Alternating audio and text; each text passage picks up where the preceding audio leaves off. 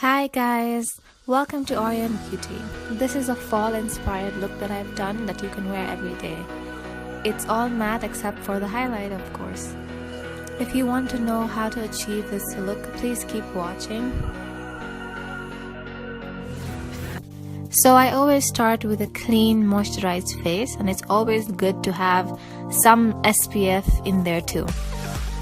I begin this tutorial with filling in my brows. I use the Meet Matte Nude palette by the Balm, and I use the shades Matte Garcia, Matte Ronson and Matte Wood to fill them in. When applying these shades, I use a flat-ended angle brush to achieve this look. I don't usually thread my eyebrows, so I usually outline the brows themselves, starting from the bottom.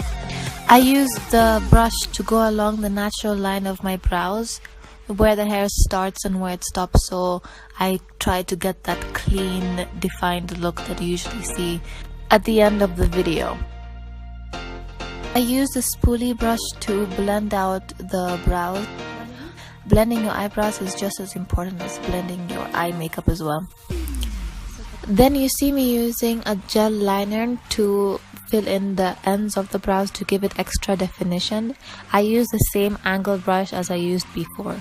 The reason why I use gel liner is because eyebrow gel is extremely expensive and I'm not about that life.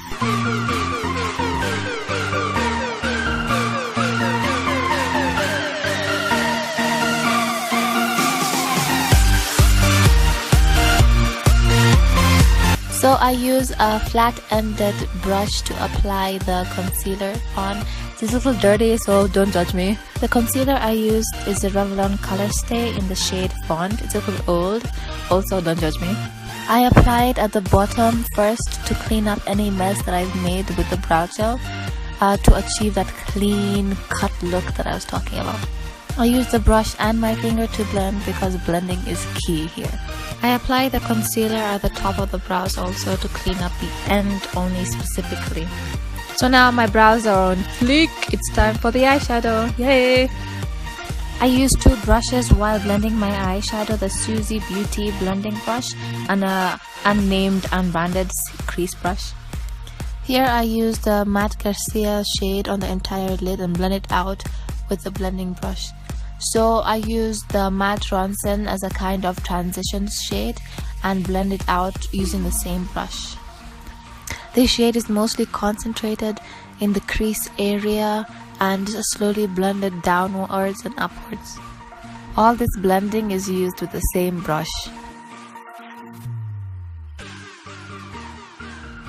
And then I use the Matte Ronson as a kind of transition shade, mainly applied at the bottom near the lash line or the top near the eyebrow line. And now my favorite part, the Morphe 350 palette. I'll be using 3 different orange shades all over my lids. I'm going to use a light orange shade all over as my base.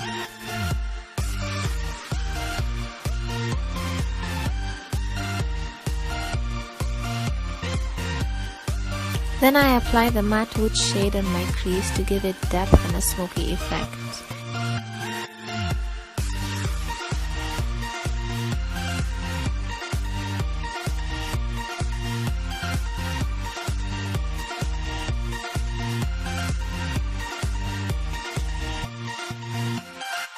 I use a third orange shade that looks more pink than orange near my lash and eyebrow line. This is my transition shade.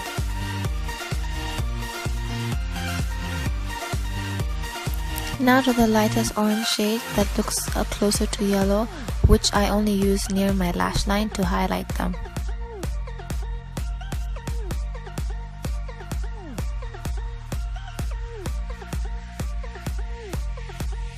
I'll use the unnamed crease brush to blend everything because it's clean and has no product on it.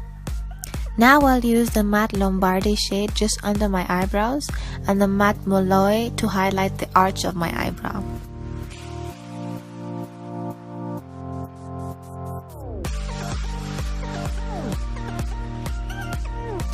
I go back to the Morphe palette and choose a highlight color for my brows. As you can see, this shade doesn't have much shimmer and it blends well with the matte look. The eyes are almost done. I just need to add more of the matte wood shade to my crease for more definition. And then another repeat with the brightest orange yellow shade near my lash line. I find that only one coat of eyeshadow is never enough. Now for some white eyeliner on the waterline of my eyes. I put it specifically on the outer line to make my eyes bigger and brighter. My eyeliner look was done off camera. I'll do a separate tutorial for that, so stay tuned guys. Now to the foundation. I used Revlon colourStay in the shade Toffee. I usually put it on my hands and apply it on my face with my fingers because I figured out that your body heat warms up the foundation and it makes it easier to apply.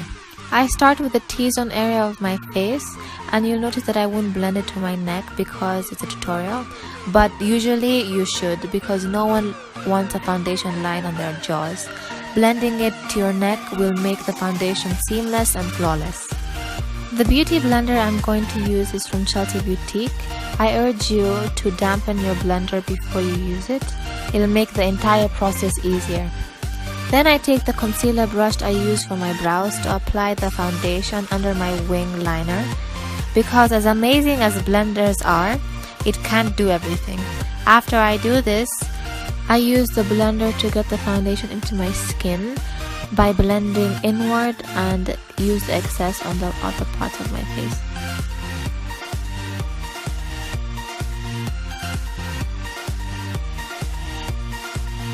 Now I use the LA Girls Pro Concealer in the shade Cool Tan under my eyes. And I try to keep it in a triangular shape, hence the trying, because it's not really triangular, is it? Any concealer left on the brush I use on my nose, my forehead, upper lip and chin. These areas are all part of my T-zone.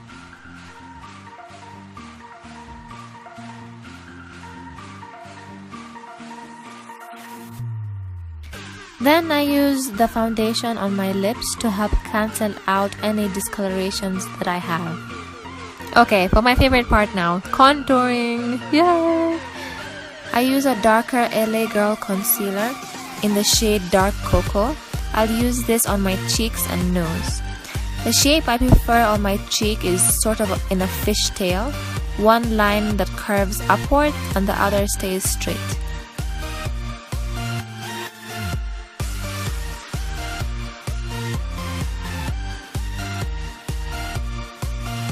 I like to use my index finger to help blend the nose contour.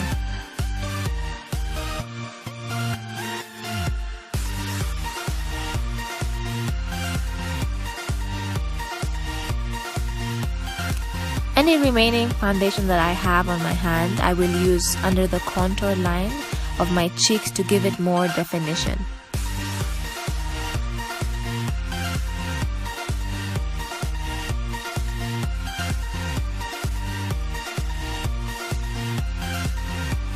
Now for the highlight! Here I'll be using the highlight and bronzing palette called Wild and Radiant from BH Cosmetics. To apply the product, I'll be using a fan brush from my Bobbi Brown collection. I don't really know what the number is. I'll apply the bronzer first right on top of my contour, almost at the end of my cheekbone. Then I'll use the gold highlighter for the middle part, and finally the lightest shade on the highest part of my cheekbones. For this part, I like to hold the bristles of the brush.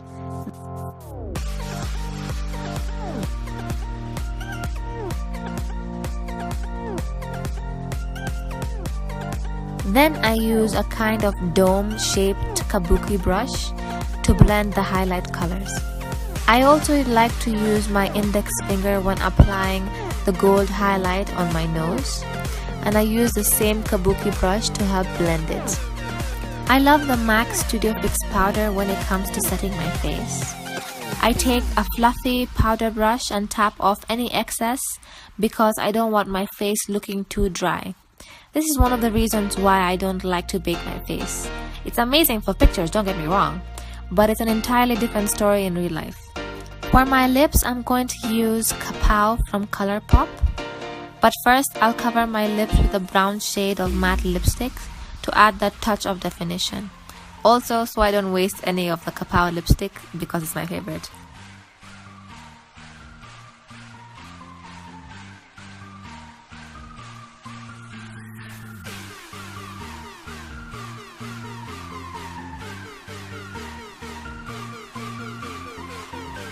After I'm done with my lips, it's on to setting my face with MAC's Fix Plus Spray.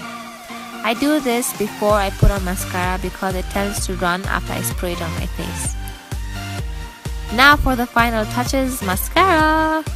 I like to get at least 2 coats, one on top of the lid while it's closed and the other when it's open. By doing this, you give your eyelashes more definition and it lengthens it even more. Okay, now it's towards the end of my video. Thank you guys for watching. Please like, subscribe and share. I'll see you in my next video. Bye!